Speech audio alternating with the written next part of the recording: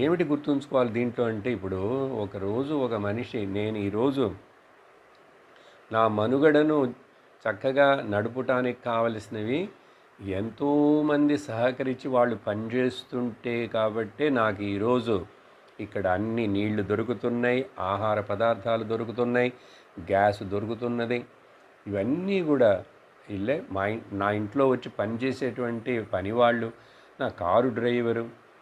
ఆలోచించి చూడండి, ఎక్కడో పండిన యాపిల్ కాశ్మీరు, సిమ్లా మన ఊర్లో మన ఇంటికి వస్తున్నదంటే అఫ్కోర్స్ నువ్వు డబ్బులిచ్చి కొనుక్కున్నావు.